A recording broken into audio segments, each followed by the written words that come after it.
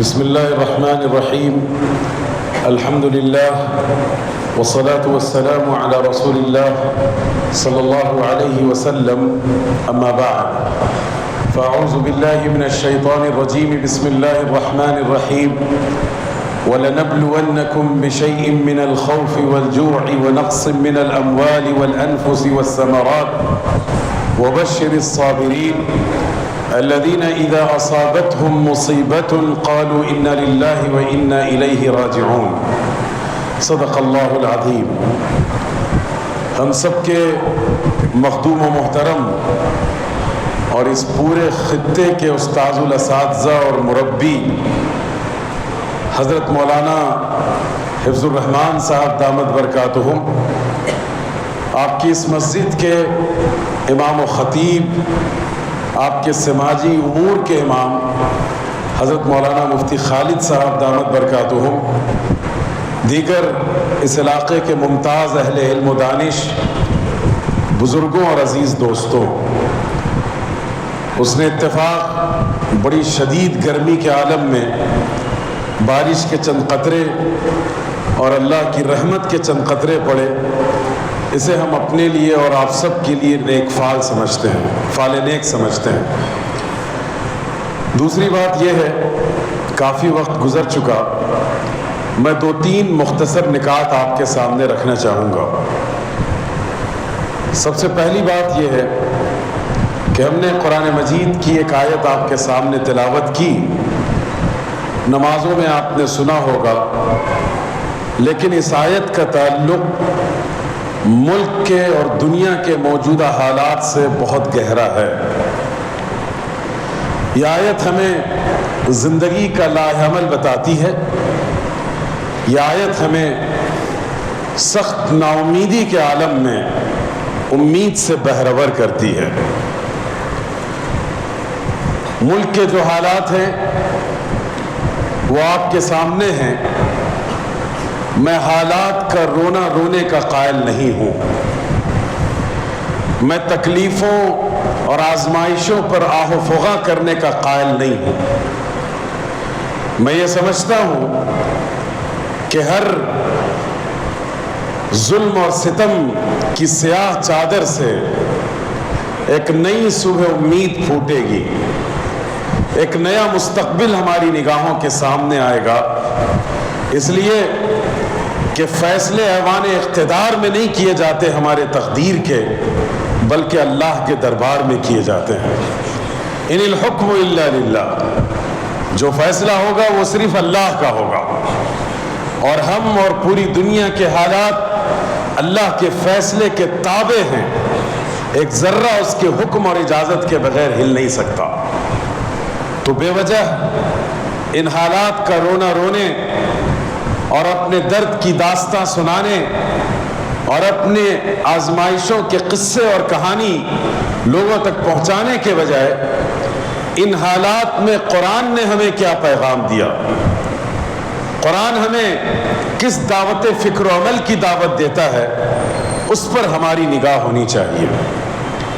ہم نے جو آیت آپ کے سامنے پڑھی، اللہ فرماتے ہیں کہ وَلَنَبْلُوَنَّكُمْ، ہم تمہیں آزمائیں گے. اور یہ ترجمہ غلط ہے، یہاں لام بھی تاکید کے لیے ہے، جو فعل استعمال ہوا ہے وہ بھی اسٹریس کے لیے ہے، ایگزیجریشن کے لیے ہے. اس کا صحیح ترجمہ یہ ہے کہ ہم تمہیں ضرور بالضرور آزمائیں گے. اللہ کا یہ خطاب اہل کفر و شرک کے لیے نہیں ہے، بلکہ اس خطاب کے سب سے پہلے مخاطب آقا علیہ السلام تھے. اس خطاب سے جن لوگوں کو گزارا گیا وہ ابو بکر و عمر اور عثمان و علی تھے. اس خطاب کے بعد جن لوگوں کو آزمائش کی بھٹیوں سے گزارا گیا وہ صحابہ اور صحابیات تھے. تو اللہ فرماتے ہیں کہ ہم تمہیں ضرور آزمائیں گے. کیسی آزمائش ہوگی، کیسا امتحان ہوگا، اللہ تعالیٰ نے اسے چھپایا نہیں بلکہ واضح کر دیا. بِشَيْءٍ مِّنَ الْخَوْفِ، کچھ تم پر خوف طاری کیا جائے گا. تم جس سماج اور معاشرے اور جس ملک میں رہو گے تمہیں ڈرایا جائے گا، تمہاری آئیڈینٹی اور شناخت کو اتنا مشتبہ کر دیا جائے گا کہ لوگ تمہارے اوپر انگشت نمائی کریں گے.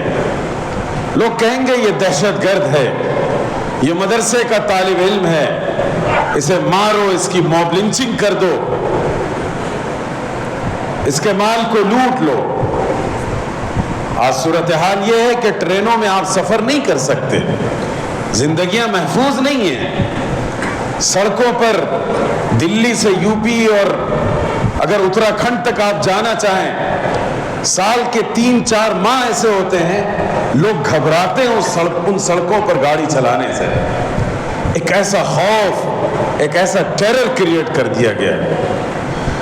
بِشَيْءٍ مِّنَ الْخَوْفِ وَالْجُوعِ. آزمائش کا دوسرا طریقہ ہوگا بھوک اور پیاس. آج معاشی اعتبار سے مسلمانوں کو دلتوں سے بدتر کر دیا گیا اس ملک میں. وہ تجارتیں جس کو آپ لیڈ کر رہے تھے، جس میدان میں آپ قائدانہ کردار ادا کر رہے تھے، معاشی میدان میں، اقتصادی میدان میں، ان سب کو آپ سے چھین لیا گیا. ایک عرب صحافی نے 2 روز پہلے ٹویٹ کیا تھا کہ آج غزہ کی فضا میں اگر کوئی آواز گونج رہی ہے تو فقر و فاقہ سے کراہنے والوں کی آوازیں گونج رہی ہیں. ایسی بھکمری، ایسی فاقہ کشی جس سے امت مسلمہ گزر رہی ہے. وَنَقْسٍ مِّنَ الْأَمْوَالِ.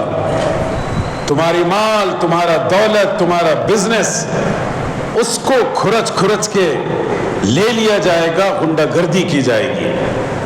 آپ کو یاد ہوگا کہ جہاں جہاں اس ملک میں فسادات ہوئے، پوری پلاننگ کے ساتھ حکومت کی ایجنسیوں کو شامل کر کے مسلمانوں کی تجارتوں کو نشانہ بنایا گیا، انہیں نظر آتش کیا گیا، ان کی پوری زندگی بھر کی پونجی کو جلا کر خاکستر کر دیا گیا. تو قرآن نے کہا بِشَيْءٍ مِّنَ الْخَوْفِ وَالْجُوعِ وَنَقْسٍ مِّنَ الْأَمْوَالِ. اور بات صرف تمہارے بزنس اور دولت تک کی نہیں ہے، وَالْأَنفُسِ وَالثَّمَرَاتِ. تمہاری جانوں کا بھی نقصان ہوگا. آپ دیکھ لیجئے، ہر سال موب لنچنگ میں سب سے زیادہ مسلمان مارے جاتے ہیں. جھوٹ بول کر مسلمانوں کی داڑیاں پکڑ کر انہیں نشانہ بنایا جا رہا ہے. نہ بوڑھوں کو چھوڑا جا رہا ہے، نہ عورتوں کو، نہ نوجوانوں کو، نہ بچوں کو. اسکول میں 5 سال کے بچے ظلم کا شکار ہو رہے ہیں کہ وہ مسلمان ہیں، وہ اپنے ٹفن میں کیا کھاتے ہیں. تو اللہ نے فرمایا وَالْأَنفُسِ وَالثَّمَرَاتِ. ثمرات کا سیدھا سادہ معنی پھل کے ہیں، لیکن بعض مفسرین نے یہ بات کہی کہ انسان کی جو اپنی نسل ہے، آپ کی جو آنے والی جنریشن ہے، آپ کے سائے شفقت میں پلنے والے یہ کمسن بچے ہیں، یہ بھی انسان کے لیے ثمرات میں شامل ہیں.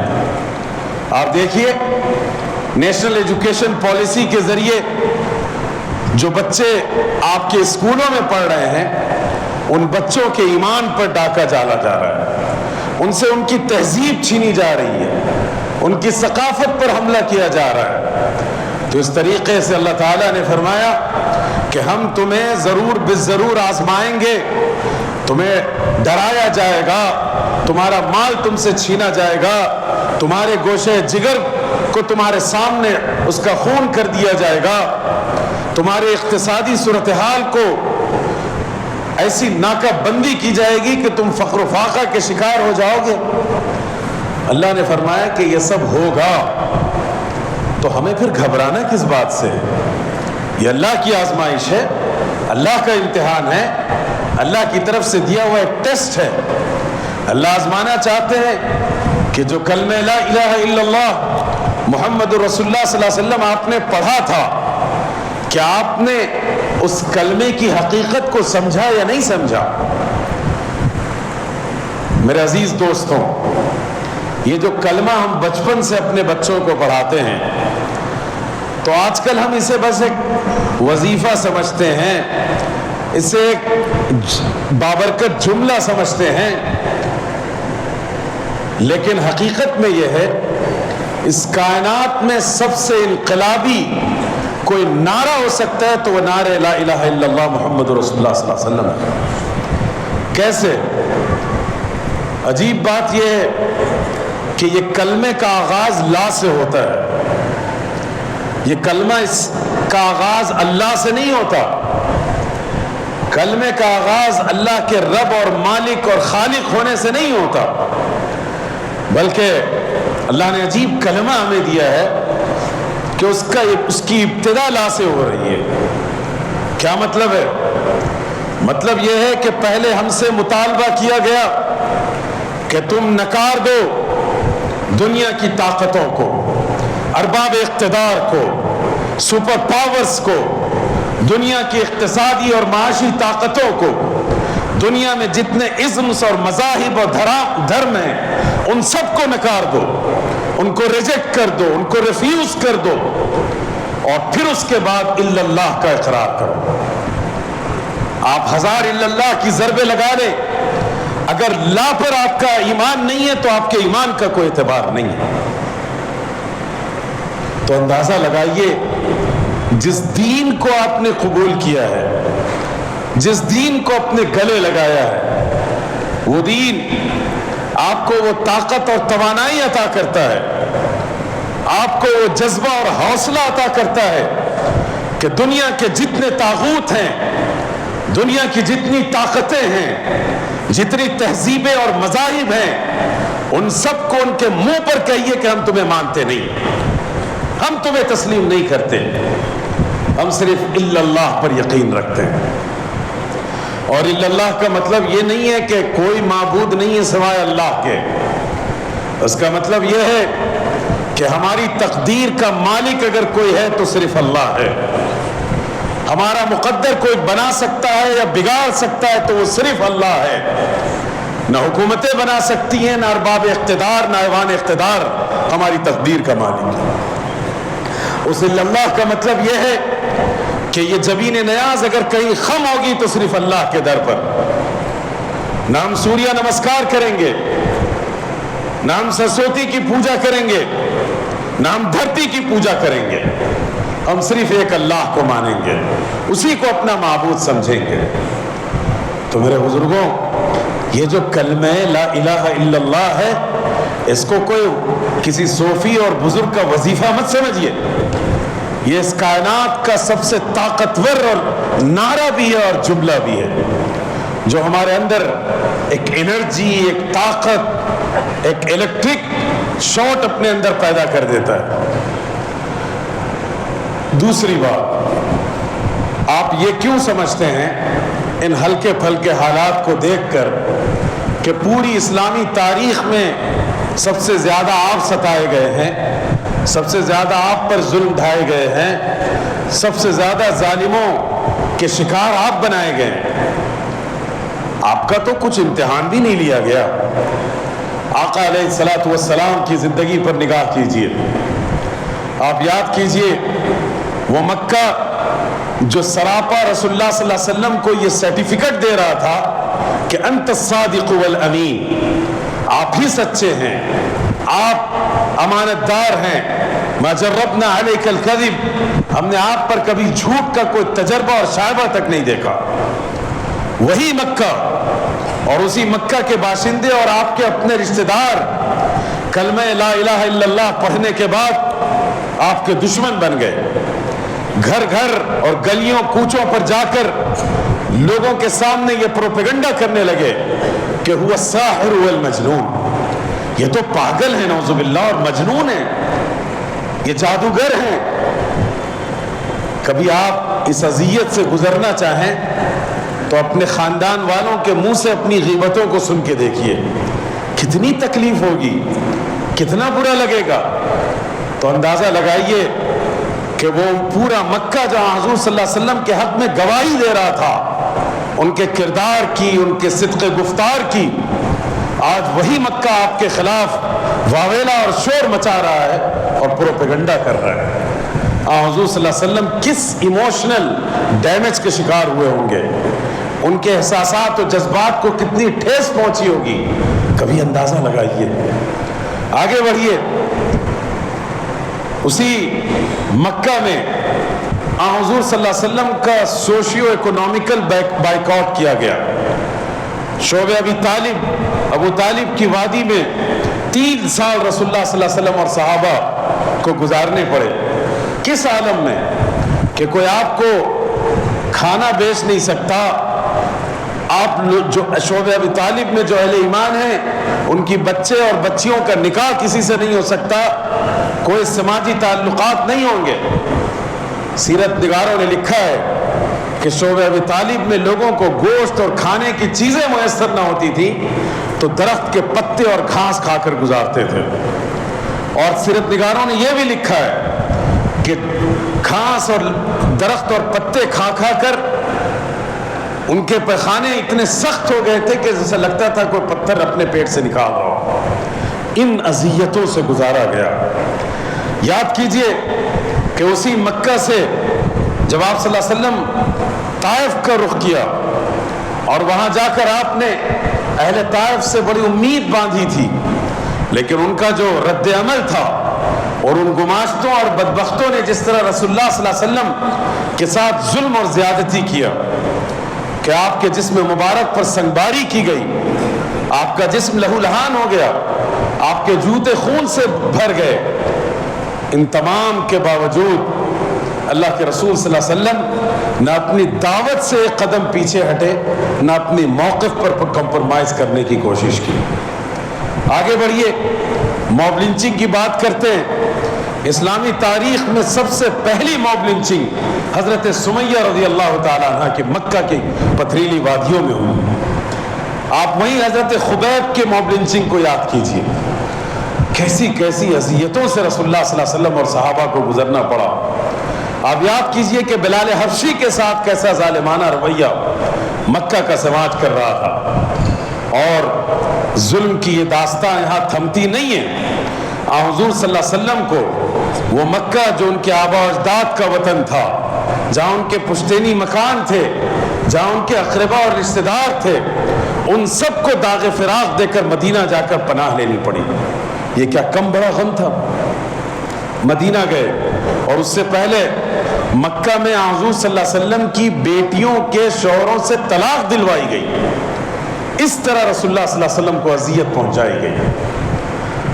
اور مدینہ گئے، کوئی سال ایسا مدینہ میں فتح مکہ تک نہ گزرا کہ جب مدینہ پر چڑھائی نہ کی گئی ہو یا حملہ نہ کیا گیا ہو، یا مسلمانوں پر کہیں زیادتی نہ کی گئی ہو جنگی بنیادوں پر۔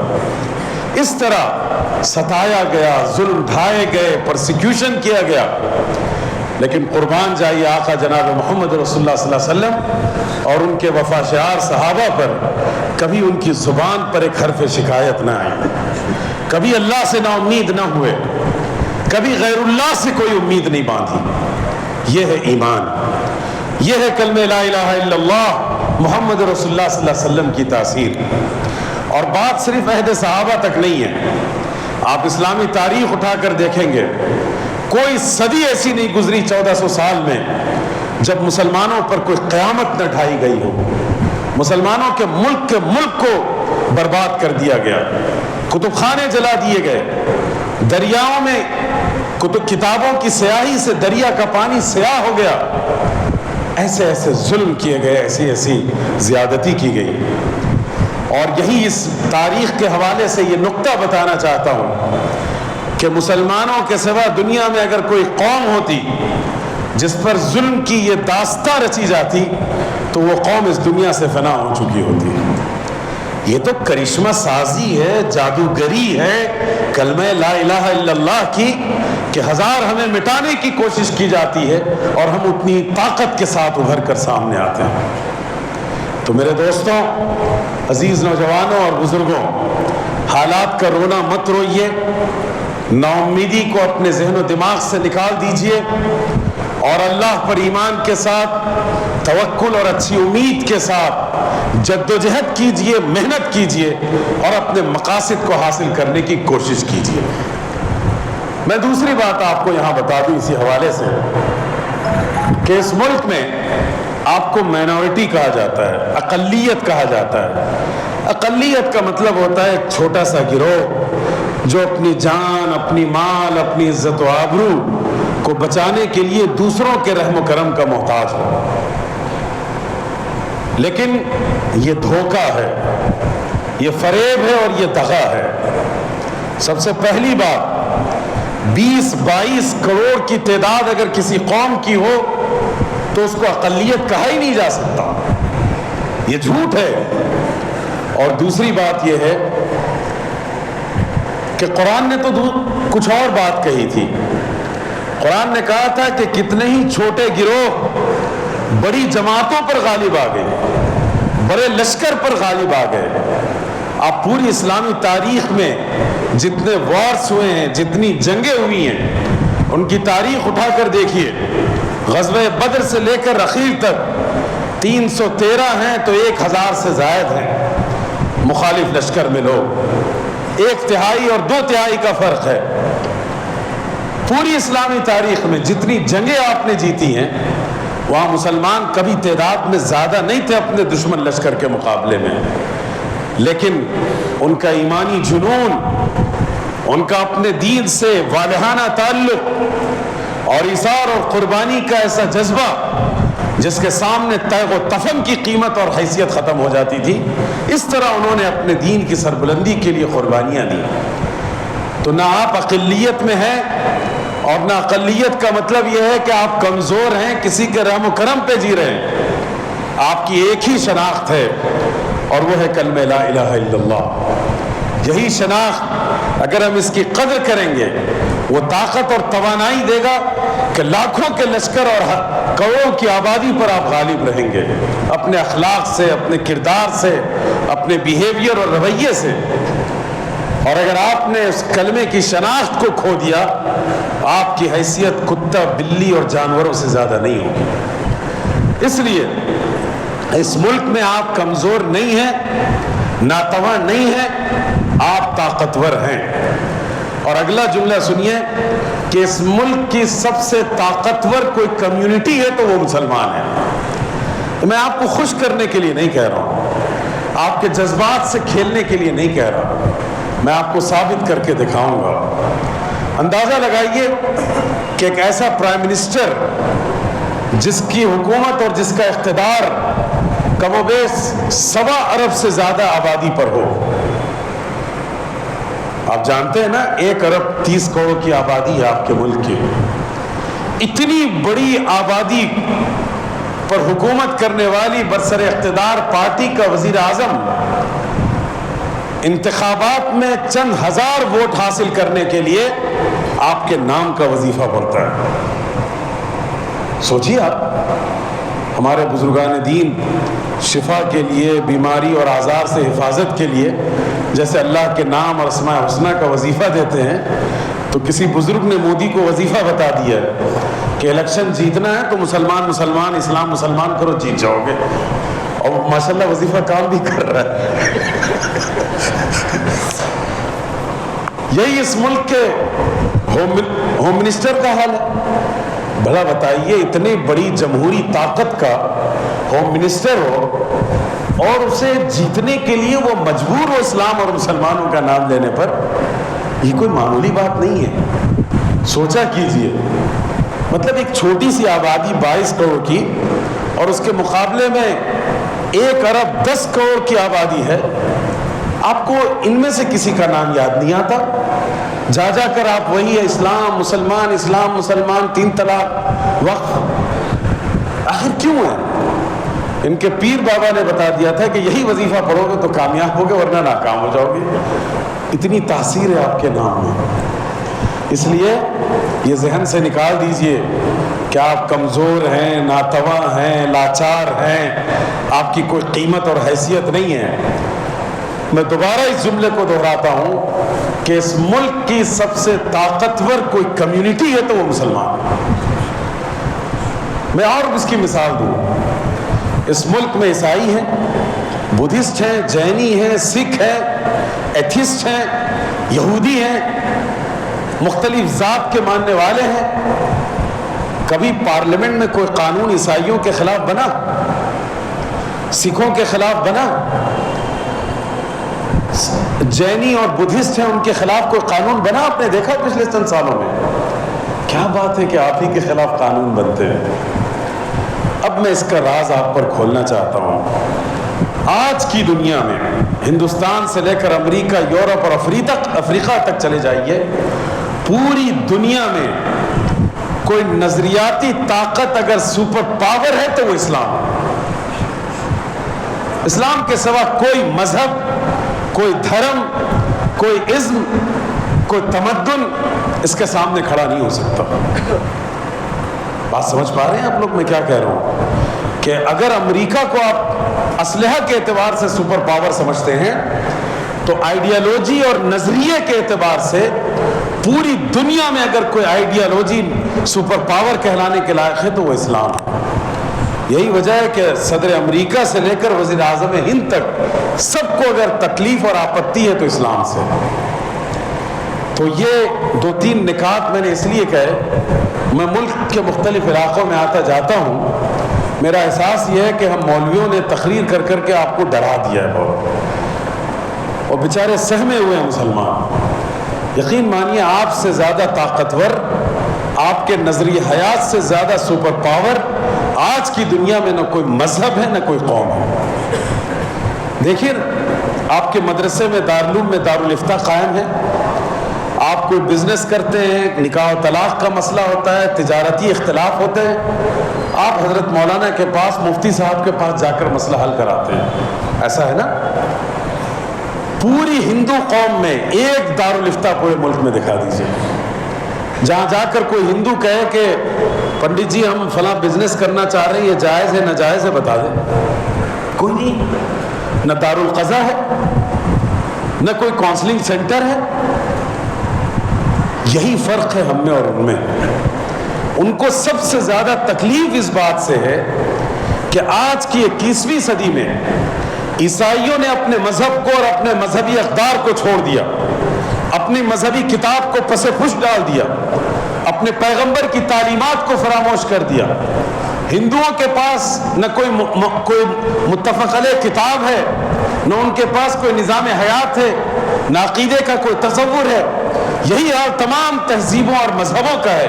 واحد ایک اسلام ایسا مذہب ہے کہ مسلمان اپنے گھر کے معاملات کو دارالفتاء سے جا کر پوچھتا ہے۔ اسی پر ان کو اعتراض ہے، اسی سے ان کو آپتی ہے اور تکلیف ہے کہ جب سب کے سب ننگے ہو چکے، سب کے سب اپنے سماج اور معاشرے کو کھو چکے، ان کے پاس حلال حرام کی تمیز نہیں رہی، اپنے بچوں کو سکھانے کے لیے ان کے پاس ویلوز نہیں ہے، آخر یہ مسلمان اپنے قرآن سے، پیغمبر اسلام صلی اللہ علیہ وسلم سے ایسی دیوانہ وار وابستگی کیوں رکھتا ہے؟ یہی آپ کا رشتہ ان کی آنکھوں میں کانٹے کی طرح چبھ رہا ہے۔ اس لیے بزرگوں، عزیز دوستوں، اپنی قدر کیجئے۔ یہ امت ہزار خرابیوں کے باوجود اللہ کا شکر ہے دوسری قوموں سے لاکھوں درجے بہتر ہے۔ اب میں آپ کو اس پوری تمہید کے بعد لے کر اس موضوع کی طرف آنا چاہتا ہوں جس کے بارے میں حضرت مولانا نے مجھے حکم دیا تھا خطاب کے لیے۔ ابھی جو ملک میں آپ پچھلے 10 سال سے دیکھ رہے ہیں، NRC، CAA، ٹرپل طلاق اور اس طرح کے وقفے سے مختلف مسائل اٹھائے گئے، اور اب مسئلہ وقف پر آ کر رکا ہوا ہے۔ وقف کے بارے میں 2-3 باتیں جاننا ضروری ہے۔ ایک تو ہم خود نہیں جانتے وقف کیا ہے، اور دوسرے حکومت نے کیا مسائل کھڑے کیے، اور تیسرے ہمیں اس کا حل کیسے تلاش کرنا ہے۔ یہ 3 اہم نکات ہیں جس کو سمجھیے۔ دیکھیے اللہ تعالیٰ نے اور اسلام نے عبادت اور بندگی کا جو ہمیں تصور دیا ہے وہ تمام مذاہب سے مختلف ہے۔ اللہ کو راضی کرنے کے 2 طریقے ہیں، اللہ کو خوش کرنے کے، اس کی بندگی کے 2 طریقے ہیں۔ ایک طریقہ یہ ہے کہ ہم نماز پڑھیں، عبادت کریں، روزہ رکھیں، حج کریں، زکوٰۃ اور صدقہ و خیرات کریں۔ یہ اللہ تعالیٰ نے کچھ خاص عبادتیں ہمارے حوالے کی، اور یہ ہر مسلمان پر اپنی استطاعت کے مطابق کرنا فرض ہے۔ اور دوسرا طریقہ جو اسلام میں اللہ تک پہنچنے، اللہ کو خوش کرنے کا ہے۔ اللہ کی عبادت کے بعد بندگان خدا کی خدمت ہے۔ پورے اسلام کا خلاصہ یہی ہے، اللہ ایک، اللہ کی عبادت اور پرستش اور بندگی، اور بندگان خدا کی خدمت۔ پوری عبادتوں میں یہی عنصر آپ کو نظر آئے گا۔ زکوٰۃ آپ اپنے آپ کو نہیں دیتے، غریبوں کو دیتے ہیں، صدقہ ان پر خرچ کیا جاتا ہے، قربانی ان پر رکھی جاتی ہے، صدقۃ الفطر ضرورت مندوں، انسانی ضرورتوں کو پورا کرنے کے لیے۔ تو گویا اللہ کی بندگی کے دو طریقے اسلام نے بتائے، ایک عبادت اور دوسرے بندگان خدا کی خدمت۔ یہی بندگان خدا کی خدمت کا جو شعبہ ہے، وقف کا تعلق اسی سے ہے کہ ہمیں لوگوں کو راحت پہنچانا ہے، خدمت کرنا ہے، ان کی ضرورتیں پوری کرنی ہے، صدقہ و خیرات کرنا ہے۔ تو صدقے کی دو صورت اسلام نے ہمیں بتائی۔ ایک یہ ہے کہ وقتی طور پر اس کا اثر ہو، آپ مسجد سے نکلیں، کوئی ضرورت مند ہاتھ پھیلائے کھڑا ہے، آپ نے اس کو 150 روپے دے دیے، وہ کھا لے گا، پی لے گا، اپنی ضرورت پوری کر لے گا۔ دوسرا طریقہ یہ ہے کہ ایسا کوئی نیکی کا کام کر لیا جائے جس کا اجر و ثواب کنسسٹنسی کے ساتھ اور مستقل ہمیں ملتے رہے، یعنی ہم اس دنیا سے گزر جائیں تب بھی ہمارا نام اعمال کھلا رہے اور اس میں یہ نیکیاں شامل ہوتے رہے۔ تو یہ جو صدقہ جاریہ ہے، یہی اصل میں وقف ہے۔ اور دوسری بات میں آپ کو بتاؤں، یہ بات آپ لوگ سوشل میڈیا پر لکھیے، اپنے غیر مسلم بھائیوں کو سمجھائیے کہ پوری دنیا میں وقف کا ایسا کمپرہنسو اور جامع تصور انسانی تاریخ میں سب سے پہلے مسلمانوں نے دیا۔ ایسا نہیں ہے کہ اسلام سے پہلے وقف کا تصور نہیں تھا۔ جو رومن تہذیب تھی، وہ لوگ اپنے چرچ کے لیے وقف کیا کرتے تھے۔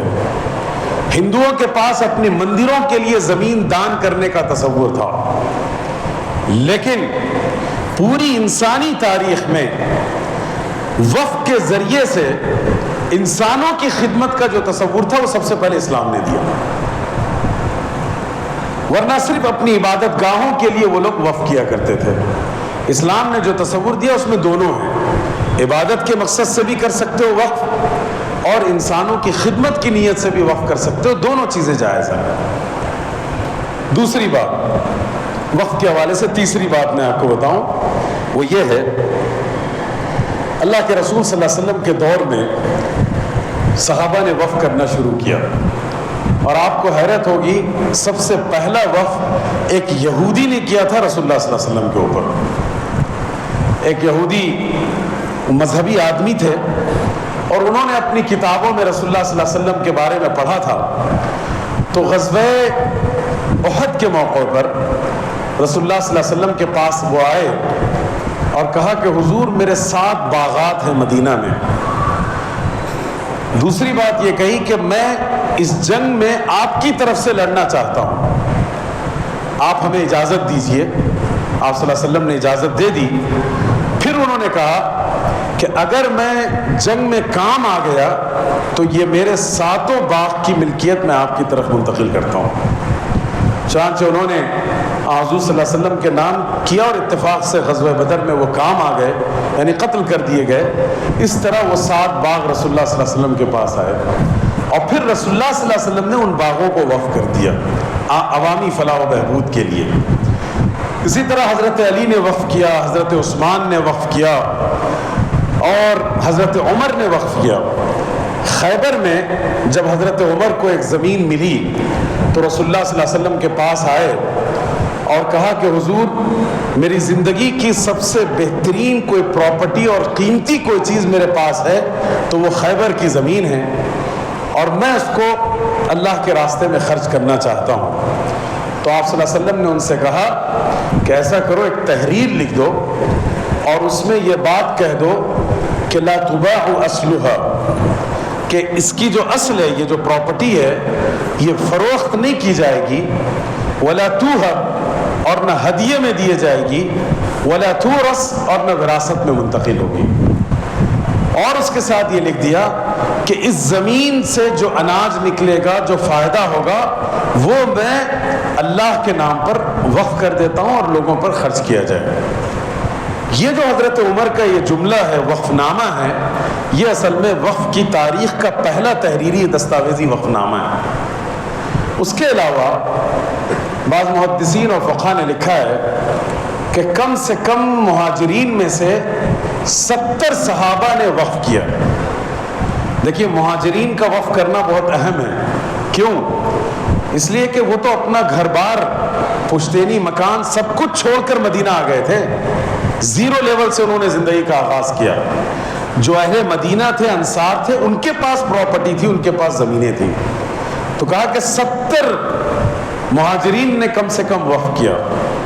بعض محدثین نے لکھا ہے کہ کوئی بھی صحابی اگر اس کی استطاعت ہوتی وقف کرنے کی، وہ ضرور وقف کرتا۔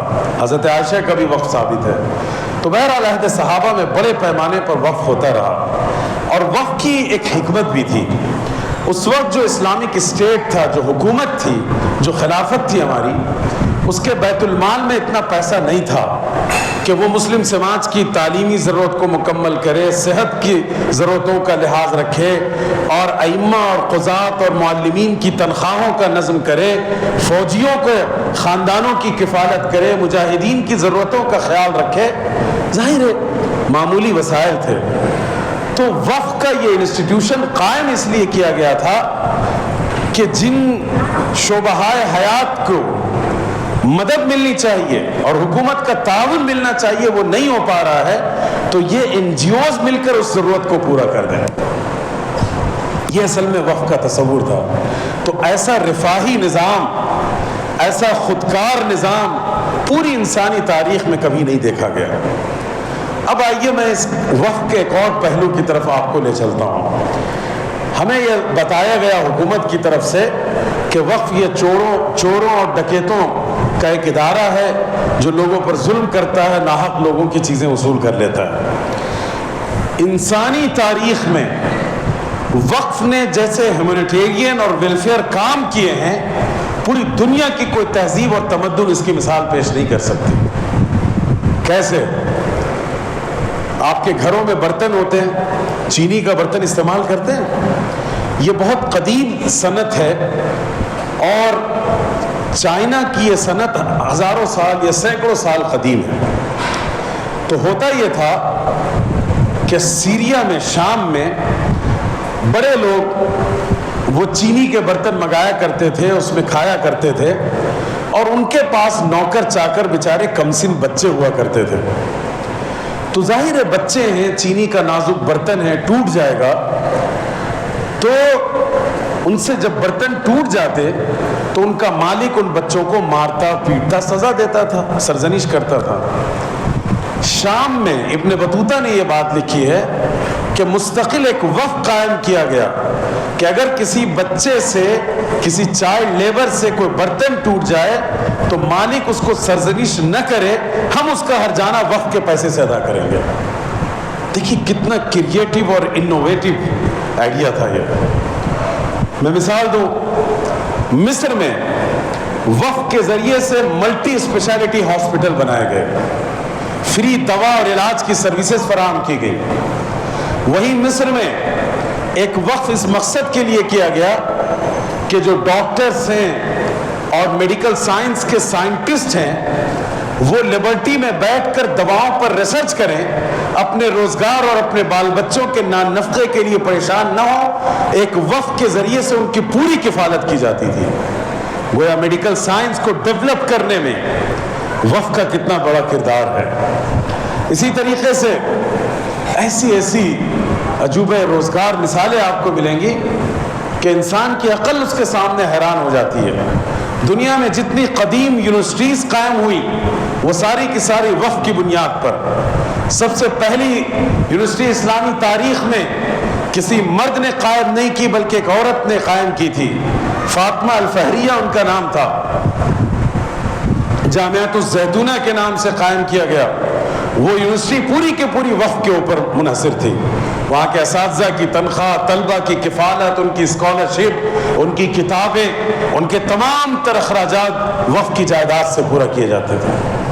آج اس ملک میں دارالعلوم دیوبند ہو، ندوہ ہو، مظاہر ہو، علی گڑھ ہے، جامعہ ملیہ ہے، جامعہ عثمانیہ ہے، یہ ساری کی ساری یونیورسٹیز وقف کی جائیدادوں پر قائم ہیں۔ تھوڑی دیر کے لیے سوچئے کہ اگر یہ ادارے اس ملک میں نہیں ہوتے تو ہمارا دینی اور دنیاوی حال کیا ہوتا۔ تو وقف کا انسٹیٹیوشن انسانی تاریخ کا سب سے بڑا رفاہی اور انسانی مرکز رہا ہے۔ میں آپ کو حیدرآباد کی مثال دوں، چار مینار سے قریب ایک عمارت ہے مدینہ بلڈنگ۔ مدینہ بلڈنگ حضور نظام کے دور میں وہ ایسا ہی تھا جیسے آج مال اور سپر مارکیٹس ہوتی ہیں۔ اس پورے مدینہ بلڈنگ کا رینٹ مسجد نبوی اور مدینہ میں مسجد نبوی کے پاس رہنے والے غریبوں پر خرچ کیا جاتا تھا۔ اور اسی مدینہ بلڈنگ سے لگی ہوئی ایک عمارت ہے۔ دیکھیے مسلمان جتنا تخلیقی اعتبار سے سوچتے رہے ہیں اور انسانی خدمت کے جیسے دائرے انہوں نے پیدا کیے، انسان نے کبھی نہیں سوچا تھا۔ مدینہ بلڈنگ کے ساتھ میں ایک عمارت ہے، وہ عمارت کس بات کے لیے وقف ہے بتاؤں میں آپ کو۔ اس عمارت کو وقف کیا گیا اور کہا گیا اس سے جتنا پیسہ بنے وہ پیسہ ان عورتوں پر خرچ کیا جائے گا جن عورتوں کی گود میں شیرخوار بچے ہیں، لیکن ماں اتنی غریب اور محتاج ہے کہ فقر و فاقہ کی وجہ سے اس کی چھاتی میں دودھ نہ آ رہا ہو۔ ایسی ماؤں پر خرچ کرنے کے لیے وقف کیا گیا۔ کوئی مثال لا کر دے دے پوری دنیا سے کہ اتنے تخلیقی، انوویٹو اور ہیومینیٹیرین گراؤنڈ پر کسی نے اتنا وقف کیا ہو۔ تو وقف کا انسٹیٹیوشن صرف مسلمانوں کے لیے نہیں کہہ رہا ہوں، پوری انسانی تاریخ اور انسانیت کے لیے ہمدردی کا، غم گساری کا، لوگوں کے لیے تعاون فراہم کرنے کا سب سے بڑا مرکز رہا ہے۔ چاہے یتیم ہوں، بیوہ ہوں، بوڑھے ہوں، مسافر ہوں، علم حاصل کرنے والے ہوں، ان سب کی ضرورتوں کی تکمیل کے لیے لاکھوں اوقاف کیے گئے۔ پارلیمنٹ میں ہمارے معزز منسٹر دھوکہ دے رہے تھے اور لوگوں کی آنکھ میں دھول جھونک رہے تھے۔ وہ کہہ رہے تھے کہ وقف کا نظام پورے مسلم ورلڈ میں نہیں ہے، اور دوسرا جھوٹ انہوں نے یہ کہا کہ ہندوستان میں بھی وقف کی تاریخ جو ہے دہلی سلطنت سے شروع ہوتی ہے۔ اتنا بڑا جھوٹ، ایسا دغا کیسے بول لیتے ہیں لوگ؟ تو میرے والد کہتے ہیں کہ موجودہ حکمراں پارٹی جو ہے اور اس کے جو ذمہ داران ہیں، اگر آج جھوٹ کا مقابلہ یونیورسل بنیادوں پہ رکھ دیا جائے تو سب سے پہلا ایوارڈ یہی جیت کر جائیں گے۔ ان کے مقابل کا کوئی جھوٹا نہیں ہے۔ پوری مسلم دنیا چلے جائیے، ترکی جا کر دیکھیے کیسے کیسے اوقاف قائم ہیں یتیموں کے لیے، غریبوں کے لیے، بیواؤں کے لیے، مطلقہ عورتوں کے لیے، تعلیم کے لیے۔ آپ پورے عالم عرب کو چھان جائیے، مصر ہے، شام ہے، عراق ہے، فلسطین ہے، مسجد اقصیٰ ہے، یہ سب کے سب اوقاف ہیں۔ یعنی ان میں ہزاروں لاکھوں اوقاف کی جائیدادیں ہیں، ادارے قائم ہیں آج تک۔ مدینہ میں آج بھی حضرت عثمان کا وقف مسجد نبوی کے سامنے کھڑا ہے اور اس پر اتنا بڑا بورڈ لگا ہوا ہے۔ یہ جا کر بن سلمان کو ہلا ہلا یا شیخ کرتے ہیں، اور ان کو دکھانا چاہیے کہ دیکھو وہاں بھی کیسے وقف کی عمارتیں اور وقف کا نظام قائم ہے۔ اس لیے اس دھوکے میں مت پڑیے گا۔ وقف ایک خالص عبادت ہے، چونکہ اس کا تعلق صدقے چیریٹی سے ہے، صدقہ جاریہ سے ہے۔ دوسری بات، انسانی تاریخ میں وقف کو ہیومینیٹیرین بنیادوں پر کرنے کا نظام سب سے پہلے مسلمانوں نے بنایا۔ آپ کو حیرت ہوگی، یورپ میں جو پہلا وقف ہوا ہے وہ آکسفورڈ یونیورسٹی یا ہارورڈ یونیورسٹی کے اوپر ہوا ہے، کوئی 16ویں 17ویں صدی میں جا کر۔ اس سے پہلے ان کے پاس تصور ہی نہیں تھا اس طرح وقف کرنے کا۔ تو یہ تو مسلمانوں کا احسان ہے انسانی تمدن پر۔ اب آئیے میں ہندوستان کی طرف آپ کو لاتا ہوں کہ دیکھیے، جب اس ملک میں مسلمانوں کی حکومت تھی، یہاں جس دن سے مسلمان آئے ہیں اس وقت سے انہوں نے وقف قائم کرنا شروع کیا۔ آپ ادھر گجرات کے ساحلی علاقوں پر چلے جائیں جہاں صحابہ کی قبریں موجود ہیں، وہ قبریں کیا آپ کے دربار میں بنائی گئی تھی؟ وقف کی زمین پر بنائی گئی تھی۔ آپ کیرلا چلے جائیں، وہاں کی جو مسجد ہے مشہور عہد نبوی کے دور، پہلی صدی ہجری کی، وہ مسجد وقف نہیں تو کیا ہے؟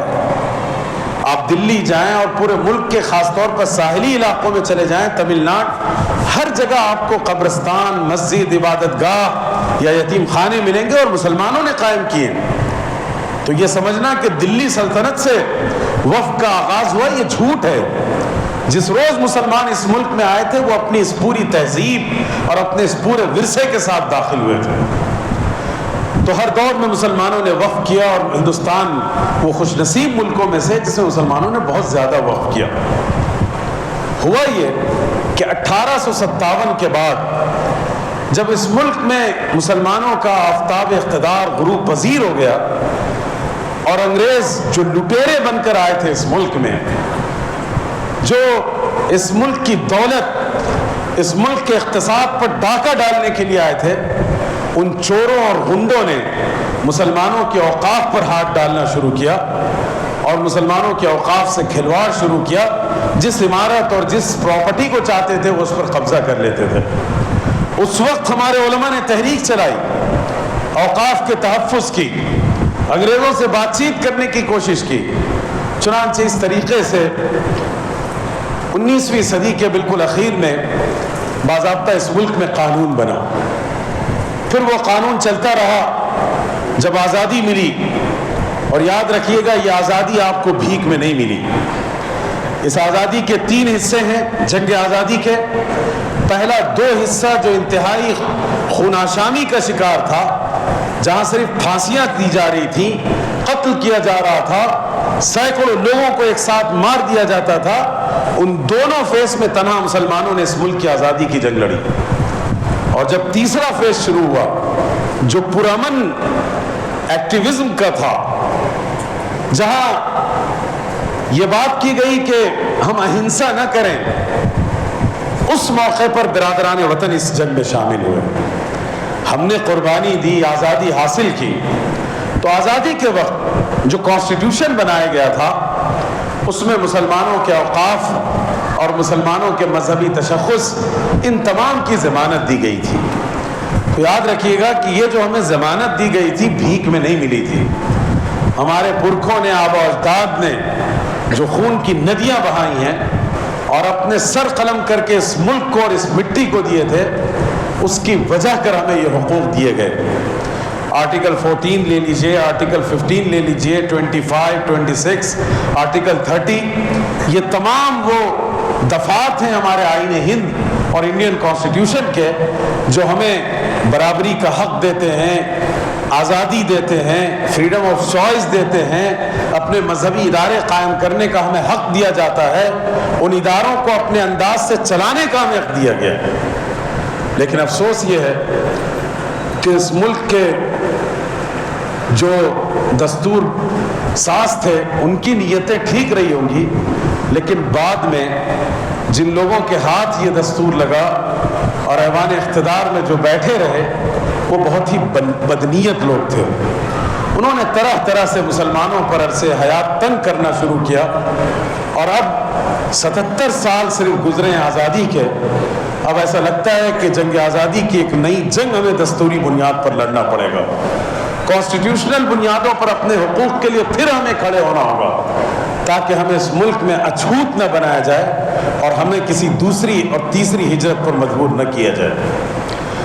تو بہرکیف اس ملک میں قانون بنا علماء کی کوششوں سے 1912 میں. پھر اس کے بعد اس میں کچھ تبدیلی کی گئی، اصلاحات کی گئیں. پھر اس کے بعد 1995 میں آل انڈیا مسلم پرسنل لا بورڈ کی کوششوں سے ایک بہت ہی منظم قانون بنایا گیا وقف کا.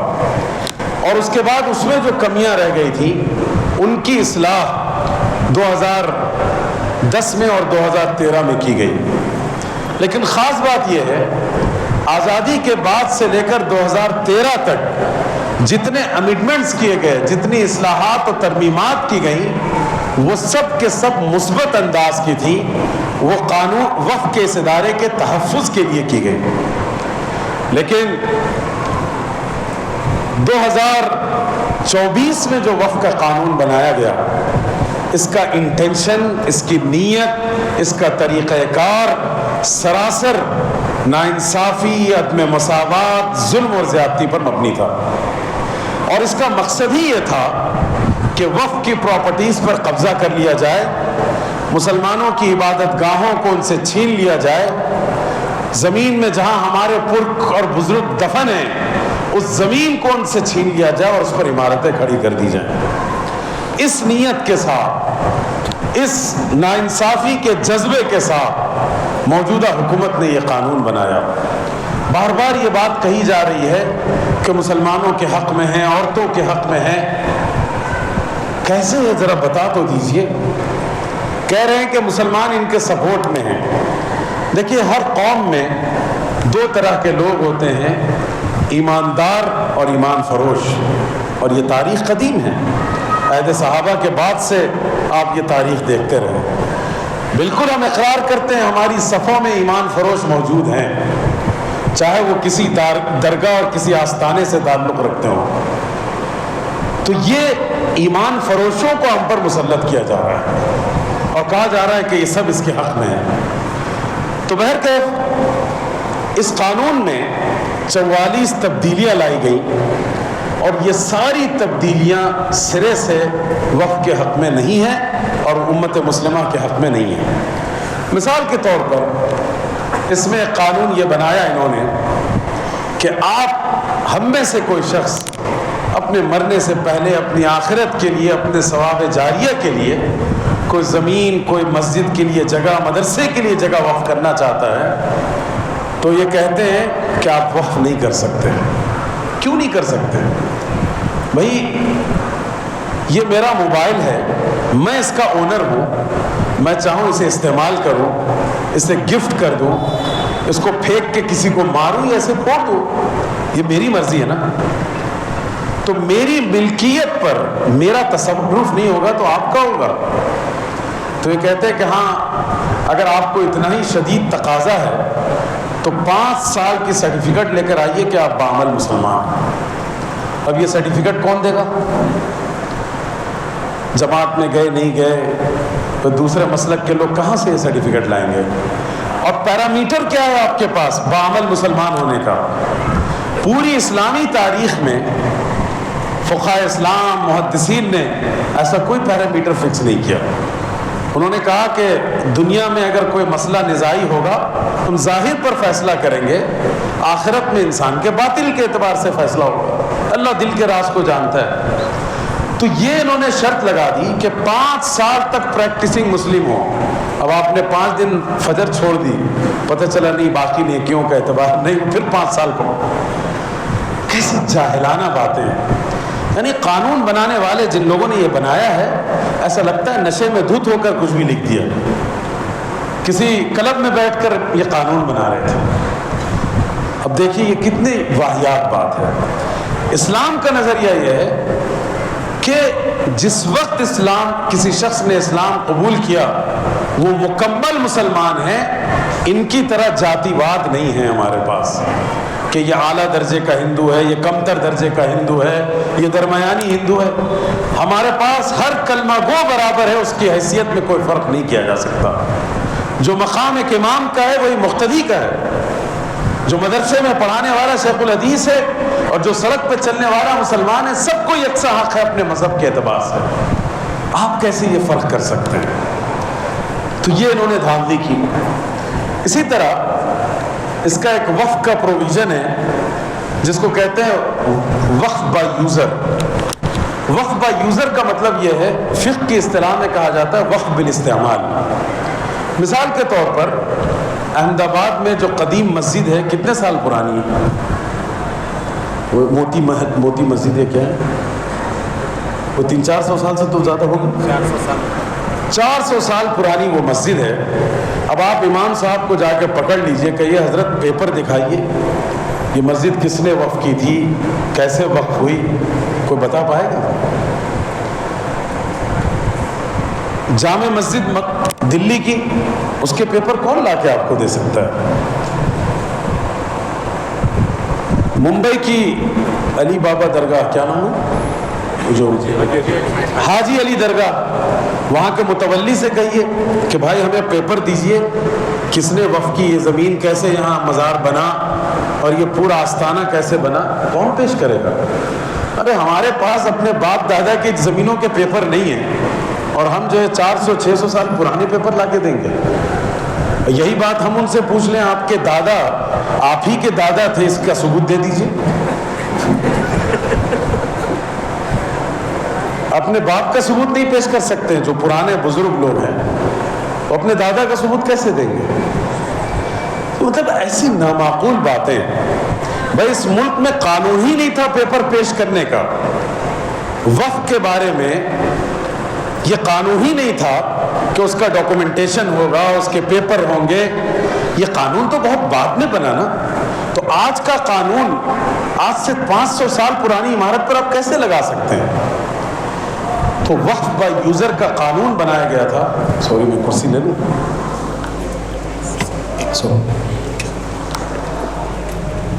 دیکھیں تو وقف بائی یوزر کا یہ قانون اسی لیے بنایا گیا تھا کہ صرف مسلمانوں کا معاملہ نہیں ہے، دنیا کی جتنی عبادت گاہیں ہیں قدیم، جتنے قدیم آستانے ہیں، لوگوں کی عقیدت کی جگہیں اور خانقاہیں ہیں، کسی کا کوئی ثبوت فراہم نہیں کیا جا سکتا۔ آج دیکھیے گیا میں بدھسٹوں کا سب سے مقدس مقام، جیسے ہمارے پاس مکہ ہے، تو بدھسٹوں کا سب سے مقدس مقام گیا پٹنے میں ہے۔ ان کی خانقاہیں ہیں اور وہ کہتے ہیں ہزاروں سال قدیم خانقاہیں ہیں، بدھا جی کو گیان وہی ملا تھا۔ کون ثبوت دے گا بھائی؟ کہاں سے پیپر لاؤ گے جب تو کاغذ بنتے بھی نہیں تھے؟ تو یہ پروویژن رکھا گیا تھا جب وقف کا قانون بنایا گیا کہ کوئی عمارت اگر کچھ مدت ہے کہ اتنے سال سے اس سے زائد سے کسی حیثیت سے استعمال کی جا رہی ہے تو اس کی اس حیثیت کو برقرار رکھا جائے گا۔ یہ قانون تھا اور یہ قانون سب کے لیے۔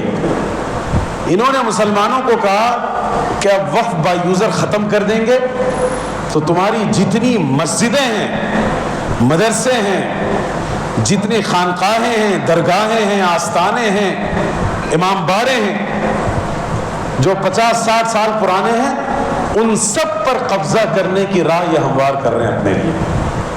وہ 300-400 مسجدوں کی فہرست بنارس اور یو پی کے مختلف علاقوں کی جو RSS لے کے گھوم رہی ہے کہ یہ مندر ہے، اس کو مسجد نہیں رہنے دیں گے، ان سب کے لیے راہ ہموار کی جائے گی۔ یہ اتنا سنگین قانون ہے کہ اس قانون کے ساتھ آپ اپنی عبادت گاہوں، اپنے قبرستانوں کی حفاظت نہیں کر سکتے۔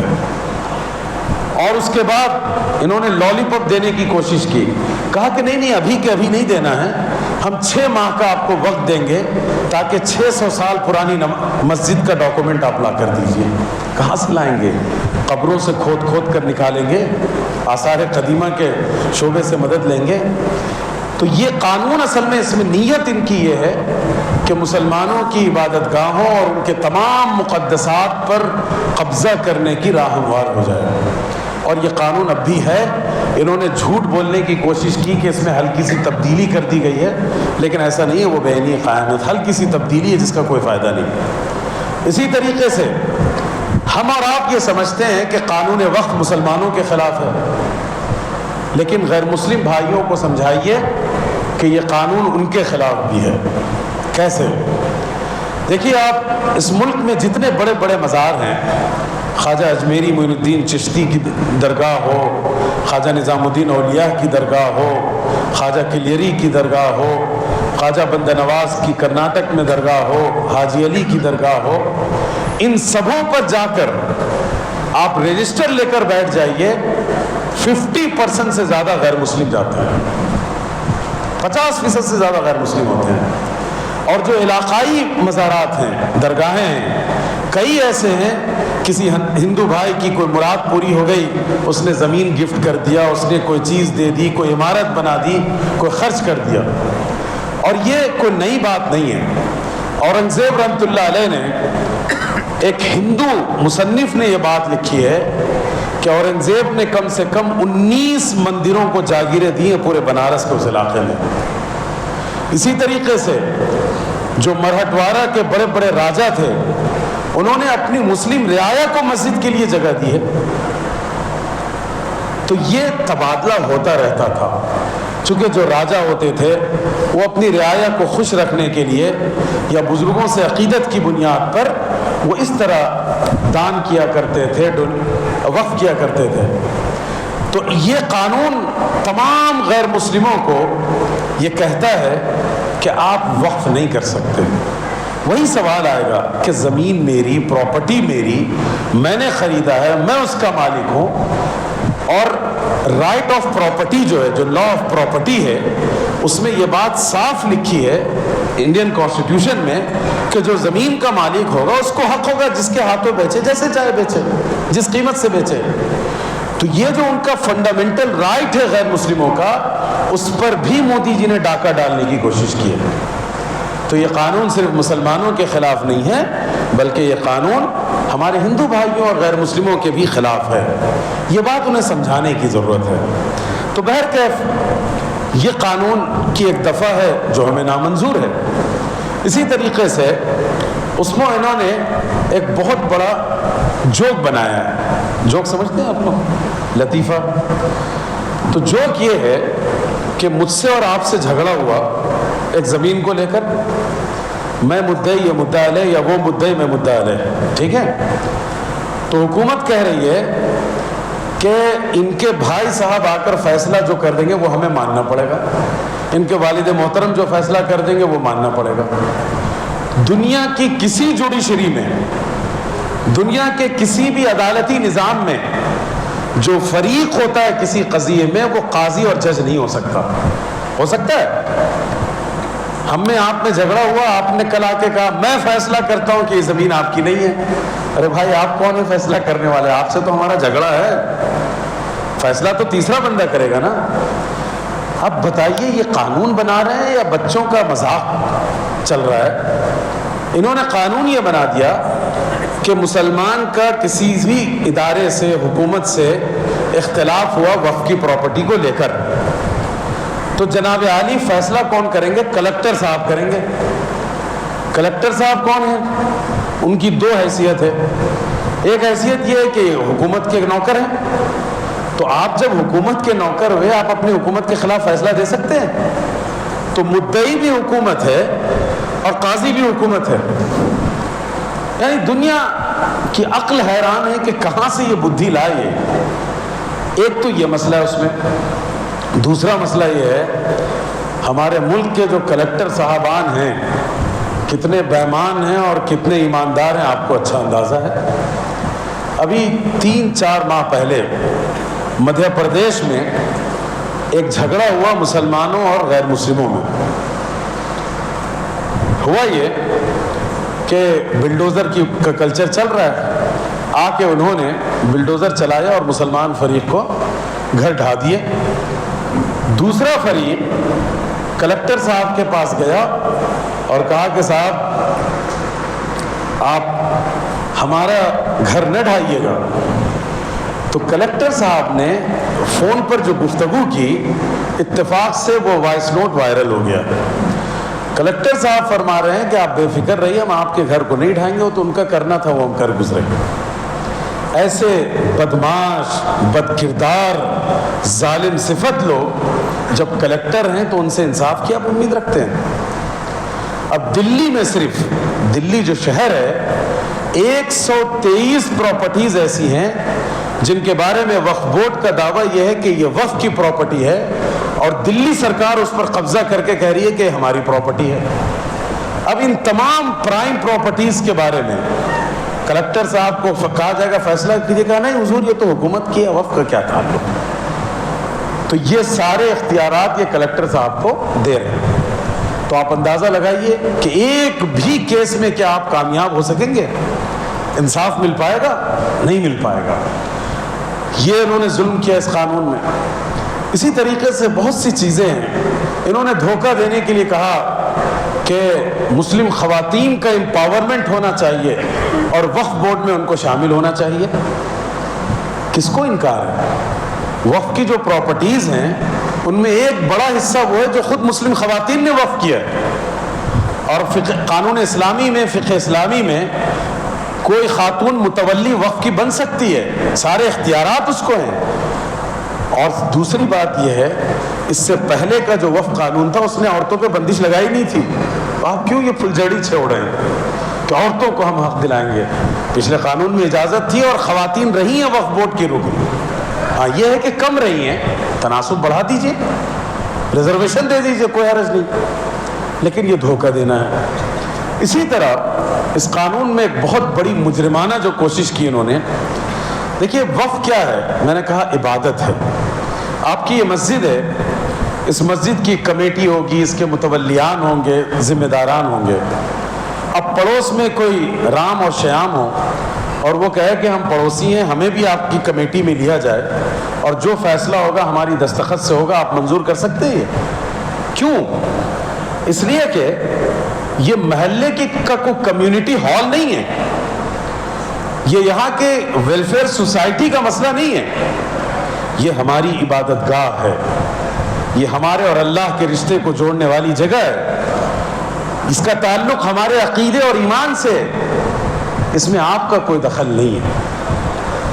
تو انہوں نے یہ قانون بنایا کہ وقف بورڈ اور وقف کونسل, وقف بورڈ یہ اسٹیٹ کا ہوتا ہے اور پورے ملک میں کوئی 32 میرے خیال میں وقف بورڈ ہیں یا 30 وقف بورڈ ہیں, اور وقف کونسل وہ مرکز میں ہوتی ہے جو پورے وقف کے نظام کو دیکھتی ہے. تو انہوں نے یہ قانون بنایا اس قانون میں کہ وقف بورڈ میں 8 یا 10 میں سے کم 2 غیر مسلم ہونے چاہیے, اور وقف کونسل میں کم سے کم 7 رکھنے چاہیے. کیا تک ہے بھائی, یہ گھر میرا, یہ عبادت گاہ ہماری, پیسہ ہمارا, ایمان ہمارا, اور تم یہاں کیا کرو گے؟ اور یہی سوال اگر پلٹ کر آپ پوچھئے کہ جو ہندو انڈورمنٹس ہیں, ان کی پرانی مندروں کے جو انڈورمنٹس ہیں, کیا اس میں مسلمانوں کو آپ ممبرشپ دیں گے؟ مسلمان تو کجا, میں آپ کو صحیح بات بتاؤں, یہ اپنے ہندوؤں کو بھی نہیں دیتے ہیں.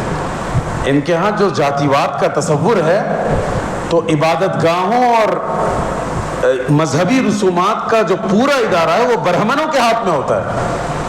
اور ایک بہت اہم بات آپ کو بتاؤں, انڈین کانسٹیٹیوشن میں مسلمان کی تعریف واضح ہے کہ مسلمان کس کو کہتے ہیں, لیکن ہمارے ہندو بھائیوں کا مذہب اتنا بکھرا ہوا ہے کہ آج تک پوری قوم مل کر کوئی اس کی تعریف نہیں کر پائی کہ ہو از ہندو, ہندو کون ہے.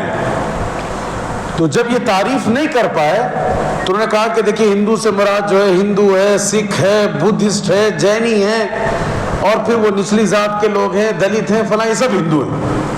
بھائی کوئی تعریف تو کر دو. اگر آپ کہہ دیں کہ رام جی کی پوجا کرنے والے ہندو ہیں تو ان کو تکلیف یہ ہوگی کہ ساؤتھ انڈیا میں رام کے پتلے جلائے جاتے ہیں اور راون کی پوجا ہوتی ہے, تو وہ تو نکل گئے.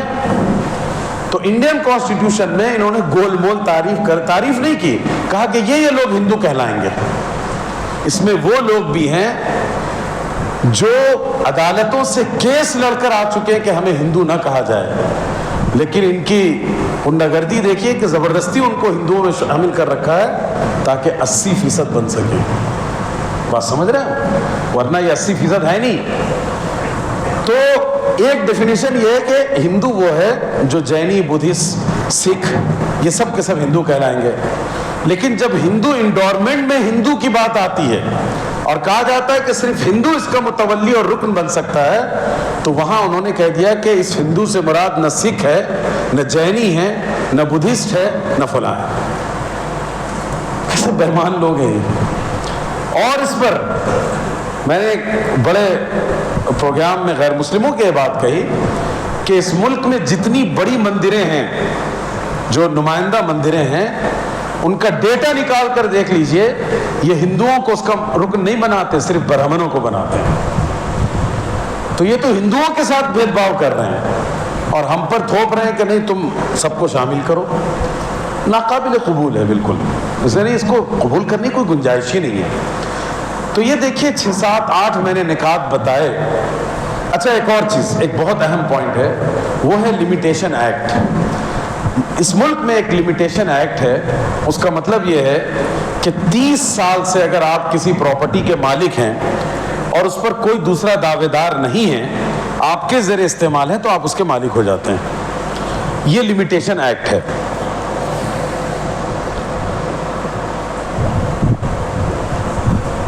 لیکن جب یہ لمیٹیشن ایکٹ بنا تو اس وقت سرکاری زمینوں کو اس سے مستثنا رکھا گیا، ریلوے کی پراپرٹیز کو اس سے مستثنا رکھا گیا، اور بھی کئی چیزوں کو اس سے مستثنا رکھا گیا، اسی میں سے وقف بھی ہے۔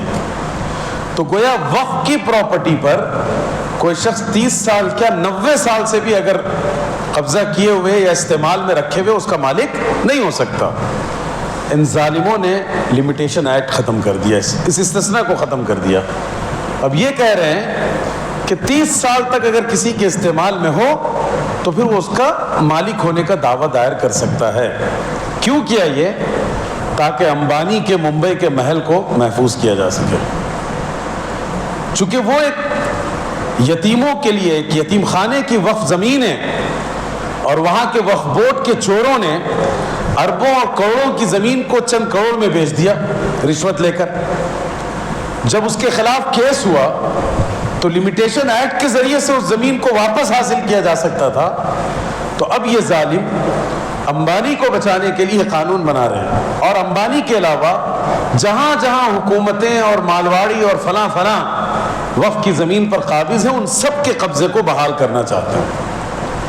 تو یہ چند خرابیاں میں نے آپ کے سامنے ذکر کی، ورنہ یہ قانون پورا کا پورا ناقابل قبول ہے، اور ہماری قیادت آل انڈیا مسلم پرسنل لا بورڈ 100% اس کو ریجیکٹ کرتی ہے۔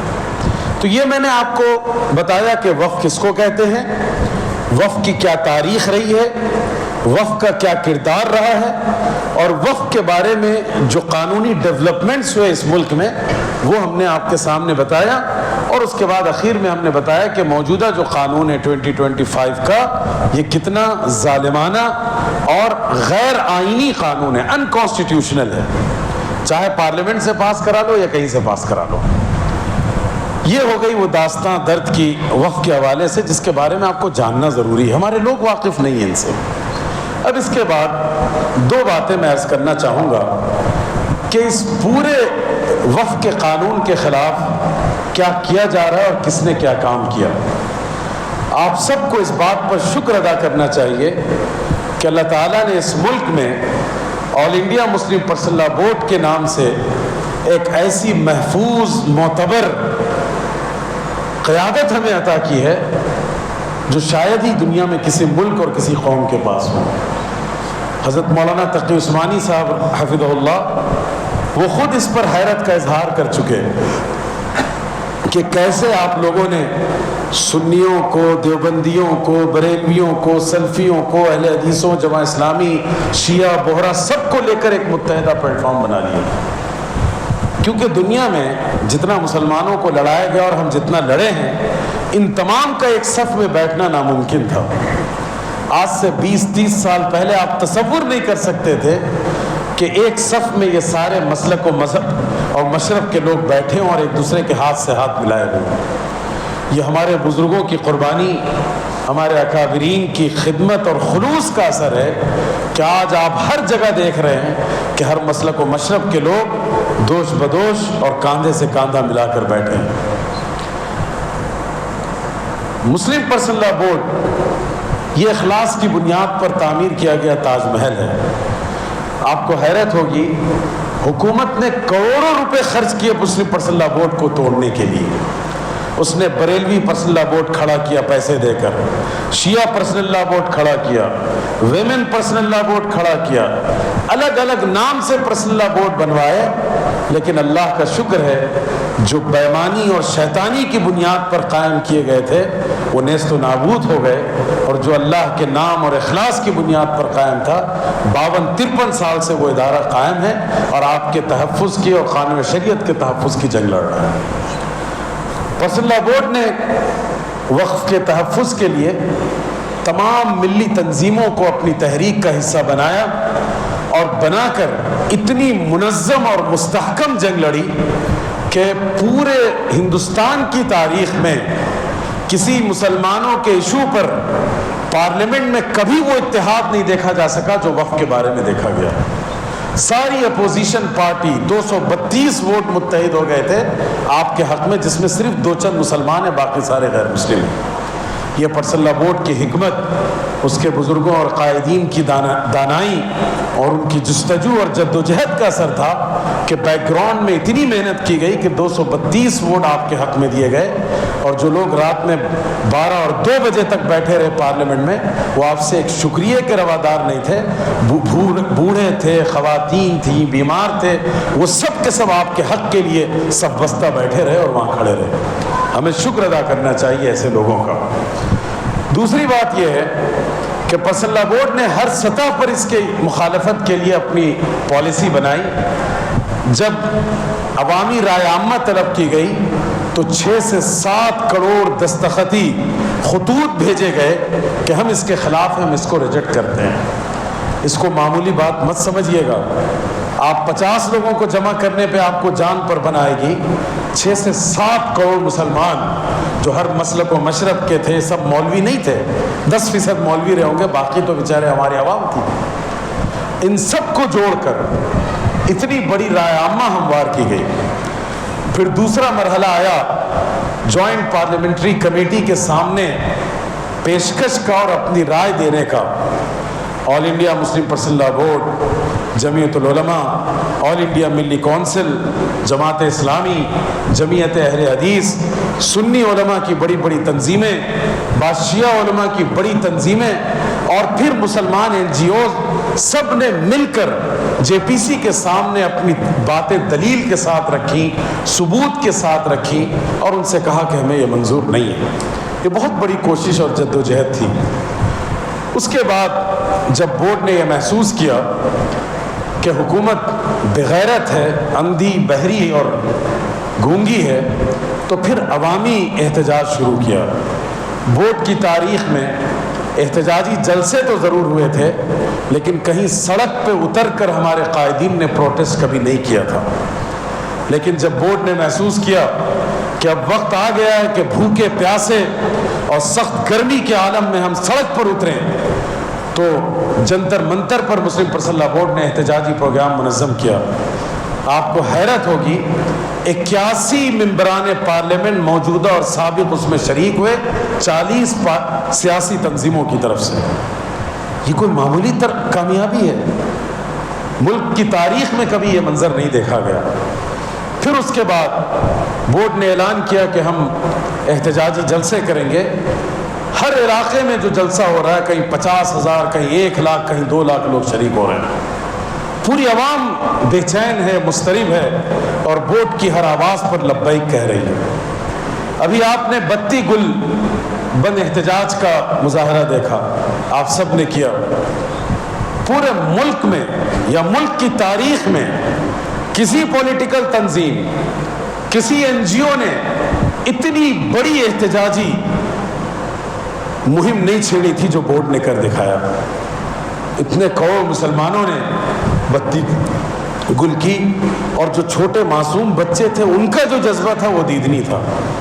شادیوں میں لوگوں نے اپنی برقی اور روشنی بند کر دی، ہر محفل میں بند کی گئی۔ اس نے یہ بتا دیا، حکومت کو یہ سبق دے دیا کہ یہ امت متحد ہے، تم اس کی صفوں میں اختلاف اور انتشار نہیں پھیلا سکتے۔ یہ اپنے ایمان کے لیے متحد ہے، اپنے آقا علیہ الصلوۃ والسلام کی شریعت کے تحفظ کے لیے متحد ہے۔ یہ کلمہ لا الہ الا اللہ محمد رسول اللہ صلی اللہ علیہ وسلم کے نام پر اپنی جان قربان کر سکتی ہے۔ تو all India Muslim personal law board آپ کے ملک کا سب سے متحدہ اور معتبر اور معتمد ادارہ ہے۔ یہ ایک ادارہ نہیں ہے، مسلمانوں کی جتنی قومی اور ملی تنظیمیں ہیں ان سب کا ایک گلدستہ ہے، اور اللہ تعالیٰ اس کو نظر بد سے بچائے اور اس کو وہ طاقت و توانائی عطا کرے کہ یہ ملک میں قانون شریعت کے تحفظ کا سب سے بڑا ادارہ ہمیشہ باقی رہے۔ اب آخری بات میں آپ حضرات سے کہنا چاہتا ہوں، 2 باتیں کہنی ہیں۔ سب سے پہلی بات، کسی شاعر نے کہا تھا کہ وابستہ رہ شجر سے امید بہار رکھ، نا امید مت ہوئیے۔ آپ کی ملی تنظیمیں جو کچھ کرنا ہے دستور اور کانسٹیٹیوشن کے دائرے میں رہتے ہوئے وہ سب کچھ کر رہی ہیں، اور آپ تو سوچ بھی نہیں سکتے جو قربانیاں وہ لوگ دے رہے ہیں۔ سپریم کورٹ میں کیس چل رہا ہے، آج بھی سنوائی تھی، آپ کو اندازہ نہیں ہے بیک گراؤنڈ میں کتنا اسٹڈی کرنا پڑتا ہے، کتنی قانونی دستاویزات تیار کرنی پڑتی ہیں، قانون اور دستور سے کیسی کیسی دلیلیں فراہم کی جاتی ہیں، نظیریں فراہم کی جاتی ہیں۔ یہ سب کام ہمارے اکابرین پرسنل لا بورڈ کے صدر اور اس کے دیگر ذمہ داران انجام دے رہے ہیں۔ وہ سوئے نہیں ہیں، وہ غافل نہیں ہوئے، وہ جھکے نہیں ہیں اور وہ دبے نہیں ہیں، اور ان کی طاقت آپ کے حوصلے سے ہے، آپ کے جذبے سے ہے، آپ کے تعاون سے ہے۔ اس لیے آل انڈیا مسلم پرسنل لا بورڈ جب آپ کو جس چیز کی آواز دے آپ کھڑے ہو جائیے، کیونکہ یہ پرسنل لا بورڈ کی آواز نہیں ہے بلکہ اس ملک میں قانون شریعت کے تحفظ کی آواز ہے، یہ کتاب اللہ کی آواز ہے، یہ آقا علیہ الصلوۃ والسلام کی صدا ہے۔ اس پر آپ کو لبیک کہنا ہوگا، کیونکہ بورڈ آپ کی شریعت اور رسول اللہ صلی اللہ علیہ وسلم کی دی ہوئی امانت کی حفاظت کے لیے سرگرداں ہے۔ اور اسی کے ساتھ آخری بات، بعض سوشل میڈیا کے لونڈے جنہیں کوئی کام دھندہ نہیں ہے، بعض بے روزگاری کے شکار ہیں اور بعض دماغی خلل کے شکار ہیں اور بعض ہو سکتا ہے دشمنوں کے اعلی کار ہوں گے، وہ آپ کی تنظیموں کو، آپ کے ملی اداروں کو، آپ کی ملی شخصیات اور قیادت کو مستقل بدنام کرنے کی کوشش کریں گے۔ ان کے وقار و اعتبار پر حرف اٹھایا جائے گا، ان کی نیتوں اور فیصلوں کے بارے میں آپ کو بدگمان کیا جائے گا۔ یاد رکھیے گا کہ آپ کو ان کا اعلی کار نہیں بننا ہے۔ یہ جو سوشل میڈیا پر بیٹھ کر ہم اور آپ شیئر اور فارورڈ ثواب دارین کا جو عمل کرتے ہیں، اس سے رک جائیے۔ کوئی بھی ایسی تحریر، کوئی بھی ایسا کانٹینٹ جو آپ کے اتحاد کو پارا پارا کرے، جو آپ کے اعتماد کو شک اور شبہ میں ڈالنے والا ہو، ایسی مشکوک اور مشتبہ چیزوں سے اپنے دامن کو بچائیے۔ اسے فارورڈ مت کیجیے، سارا گناہ آپ کے سر آئے گا۔ اللہ کے رسول صلی اللہ علیہ وسلم نے فرمایا، من سن سنتا حسنہ فلہ اجرھا واجر من عمل بھا، جس نے کسی نیک کام، اچھے کام کی بنیاد رکھی تو اس کو اس بنیاد رکھنے کا بھی ثواب ملے گا، اور جتنے لوگ اس پر عمل کریں گے ان سب کے ثواب میں اس کی حصہ داری ہوگی۔ لیکن بات یہاں ختم نہیں ہوتی۔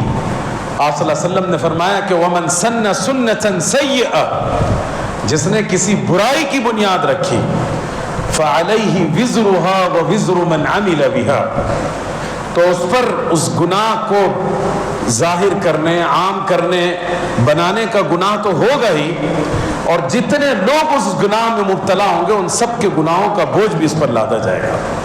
تو سوشل میڈیا پر جو بھی آپ شیئر کریں، جو بھی چیز لائک اور پوسٹ اور ری ٹویٹ کریں، تو یہ دیکھ لیجئے کہ امت کے مفاد میں ہے یا امت کے مفاد کے خلاف ہے، اس سے دشمنوں کے اغراض پورے ہو رہے ہیں یا امت کی مصلحتوں کو فائدہ ہو رہا ہے۔ اس احساس ذمہ داری کے ساتھ یہ کام کیجئے۔ تو بہرکیف میں نے عرض کیا، سب سے پہلی بات کہ ڈر، خوف اپنے ذہن و دماغ سے نکال دیجئے۔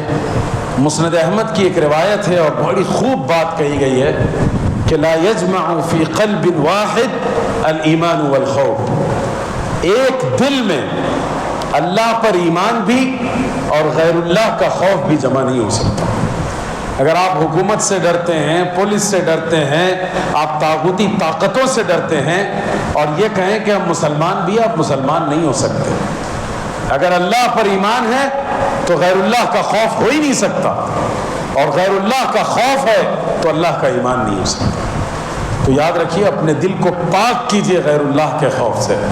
آپ کی تقدیر بنانے والا، آپ کا مقدر لکھنے والا اگر کوئی ہے تو وہ صرف اللہ ہے، ارباب اقتدار اور یہ غنڈے اور موالی اور یہ ناچنے گانے والے لوگ نہیں ہیں۔ دوسری بات، یہ امت ہر دور میں آزمائش اور امتحان سے گزری اور قرآن نے کہا تمہیں گزارا جائے گا، تو اس آزمائش سے گھبرائیے مت، بلکہ یہ کہیے، اسی آیت میں آگے کہا گیا اِنَّا لِلَّهِ وَإِنَّا إِلَيْهِ راجعون، اپنے دل کو ٹھوک کر کہیے کہ ہم اللہ کی طرف سے بھیجی ہوئی فوج ہیں اور اللہ ہی کی طرف ہم لوٹنے والے ہیں۔ یہ ایمان ہمیشہ تازہ دم رہے۔ تیسری بات کہ آزمائش ہر دور میں آتی رہی ہے، لیکن آپ فنا نہیں ہوئے، آپ نیست و نابود نہیں ہوئے، آپ کا ذکر صفحہ ہستی سے مٹایا نہیں جا سکا۔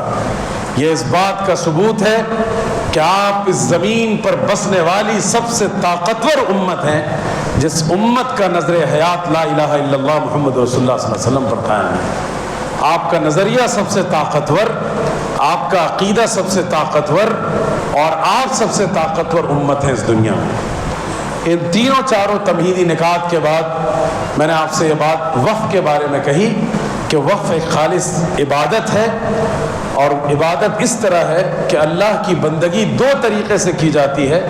ایک طرف عبادات کے جو اعمال ہیں، نماز، روزہ، زکوٰۃ، حج، صدقہ و خیرات، اس سے، اور دوسرے بندگان خدا کی خدمت کر کے وقف ان دونوں مقاصد کے لیے استعمال ہوتا رہا ہے۔ اور بقیہ جو تفصیل ہم نے آپ کے سامنے رکھی، اسے رکھیے، سمجھیے، اس بارے میں پڑھیے۔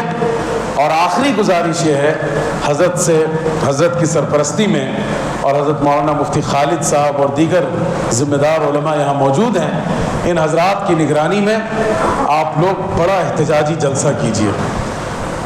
اور اس کے ساتھ ساتھ ابھی ہیومن چین کے نام سے ایک ایکٹیویٹی پرسنل لا بورڈ کی طرف سے دی جا رہی ہے، میں وہ چارٹ بھیج دوں گا، اس پر عمل کیجئے۔ تو آپ بھی اپنی طرف سے احتجاج درج کریں۔ پورے ملک میں احتجاجی جلسے ہو رہے ہیں، لیکن میرے علم کے مطابق شاید گجرات میں نہیں ہو پا رہے ہیں۔ تو گودھرا کے علماء یہاں موجود ہیں، آپ کی ذمہ داری ہے کہ آپ اس ذمہ داری کو لے کر آگے بڑھیں، اور یہاں حضرت مولانا کی سرپرستی اور نگرانی اور آپ حضرات کے تعاون سے یہاں کے تمام لوگ کریں۔ جو افراد آپ کو چاہیے انشاءاللہ بھیجے جائیں گے مرکز سے بھی، اور جو بھی آپ کو پسند ہو انشاءاللہ، اور اس تحریک کا حصہ بنے رہیے، اس لیے کہ ہمیں جھکنا بھی نہیں ہے اور ہمیں تھکنا بھی نہیں ہے، اور یہ ایک بڑی جنگ ہے۔ ایک دن کے احتجاجی جلسے سے یہ بات مکمل نہیں ہوگی۔ ہمیں یہ وقف بل ایکٹ نامنظور ہے تو نامنظور ہے، بس۔ هذا وصلی اللہ علی سیدنا محمد وبارک وسلم، الحمد للہ رب العالمین۔ بات تھوڑی سی لمبی ہو گئی، اس کے لیے معذرت چاہتا ہوں، لیکن میں چاہتا تھا کہ یہ پورا موضوع آپ کے سامنے ہو، اور حضرت میرے سرپرست ہیں، انہوں نے اجازت دے دی تھی، تو آپ کو روکنے کا تو کوئی حق تھا نہیں۔ حضرت سے دعا کرا دیجیے، مختصر سی دعا کر لیں، درود شریف پڑھ لیں۔